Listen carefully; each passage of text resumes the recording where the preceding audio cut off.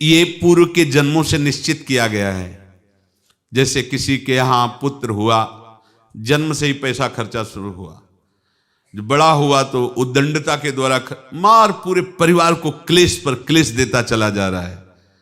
ये तुम्हारे कर्म का फल है। या ऐसे शक्तिहीन बुद्धिहीन ऐसे पागल पूरे जीवन सेवा करो, तुमसे अपना हिसाब चुकाने के लिए वो आया है।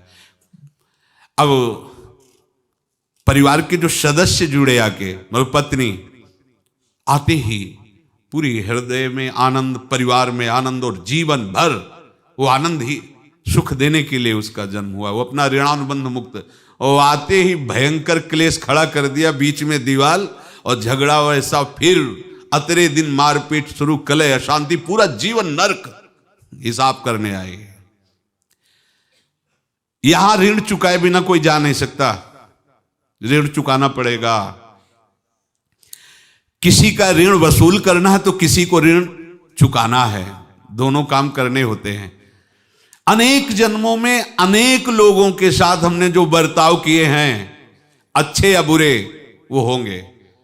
अब किसी आदमी को हम जानते नहीं, अचानक मिला, अचानक टक्कर लगा और मार पीट गाली गुप्ता सब कर दिया, चुपचाप सह लो। क्यों? ये आपका हिसाब है, पूर्व का हिसाब। हमारा उससे कोई द्वेष नहीं, कोई संकल्प नहीं।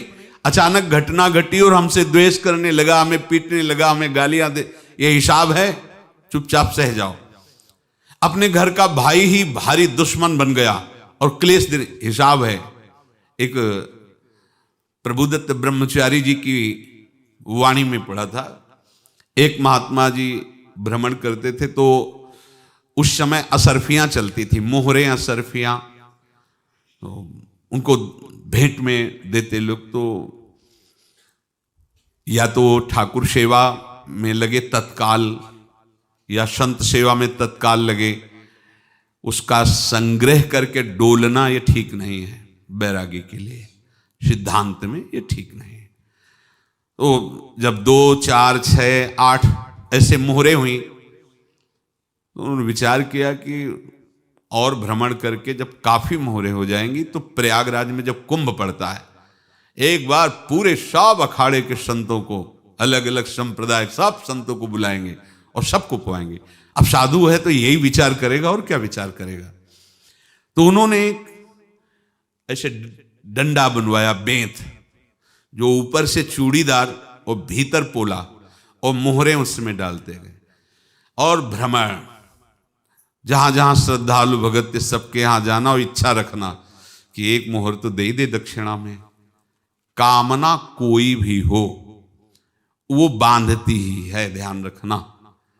इसीलिए प्रभु जो चाहे वो करे, अपनी चाह नहीं रखनी चाहिए, अपनी चाह प्रभु की चाह में मिला देनी चाहिए।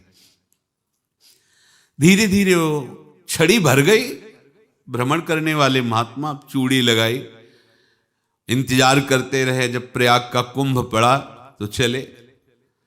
तो रास्ते में एक गांव में पूछा जाता है, जैसे कहीं रुको कि कोई श्रद्धालु ऐसा है जो संत सेवी है।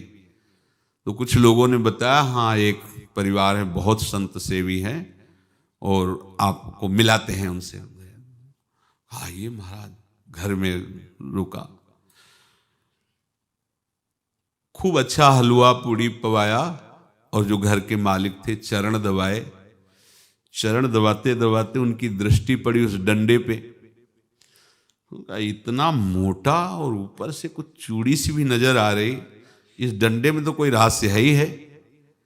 अब महात्मा जी को खवा पिला के सुला दिया। महात्मा जी जब सो गए तो पत्नी से धीरे से कहा, वो डंडा लाओ बाबा जी का डंडा। वो चूड़ीदार जो ही खोला पलटाया तो सैकड़ों मोहरे।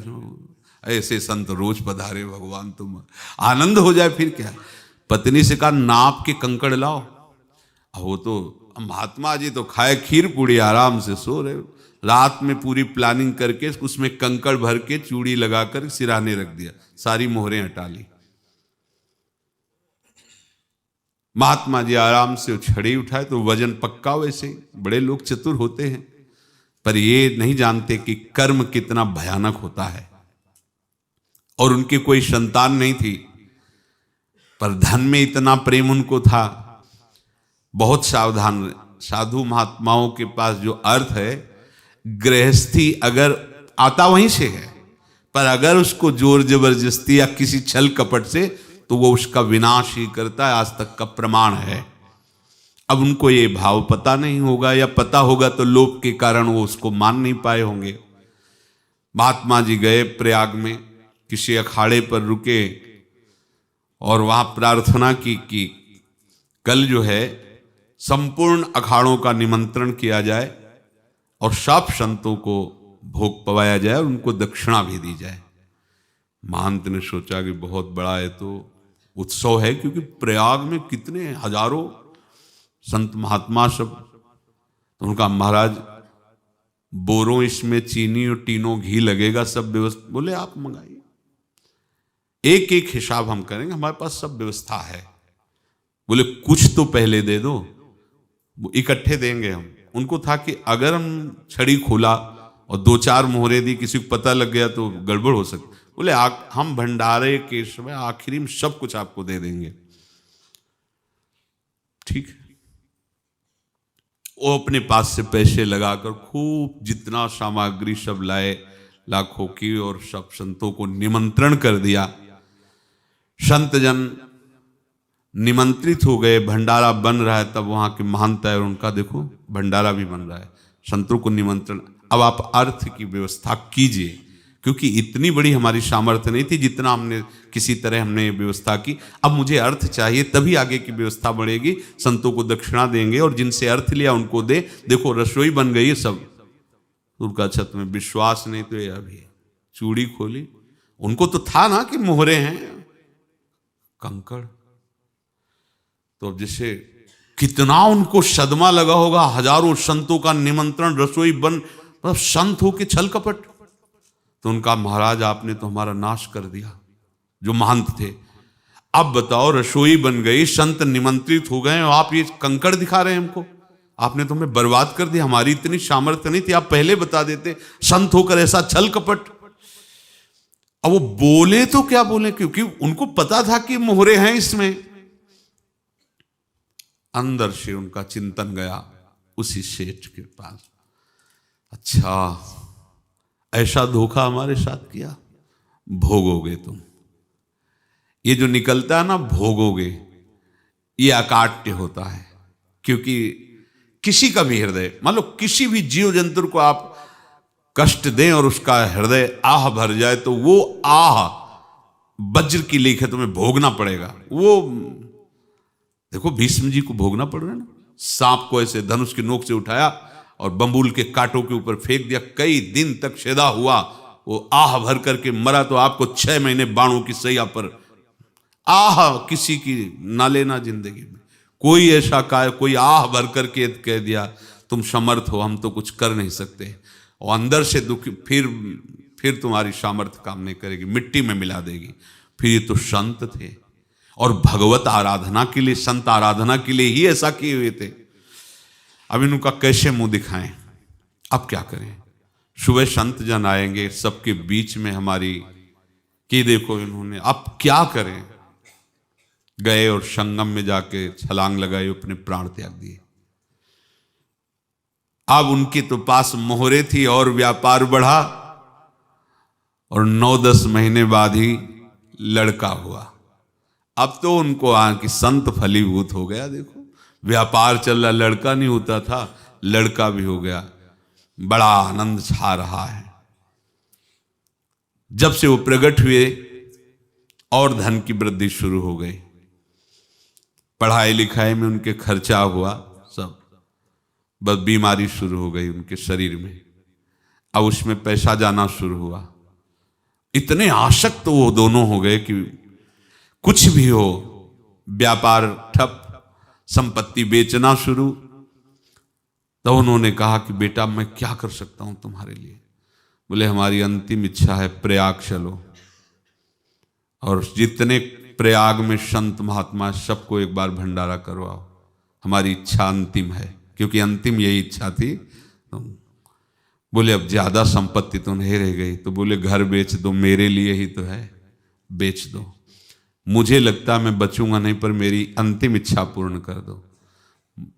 घर बेच दिया, जेवर बेच दी, वहां गए। जब संत सेवा की तो बोले मुझे संगम तक ले चलो।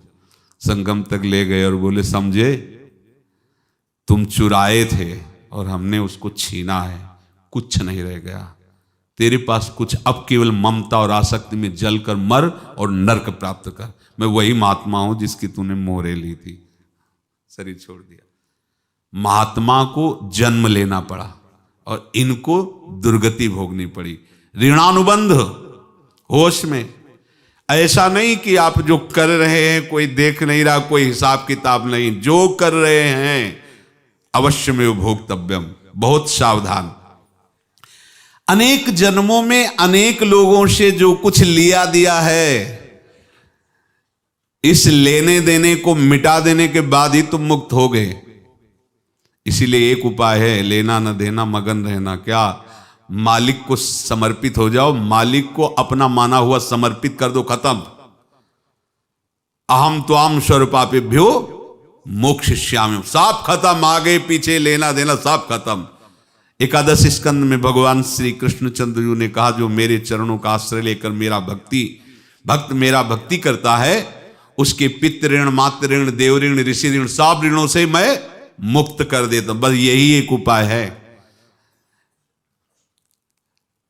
जो इसके बंद करने का उपाय भक्तों के लिए है, वो यही है, भगवान की शरण में होकर अपना माना हुआ पूरा भगवान के अर्पित कर दो। अर्पित करने का तात्पर्य उसमें अहम हटा दो। तो दियम वस्तु गोविंदम तुभ्यमेव समर्पये।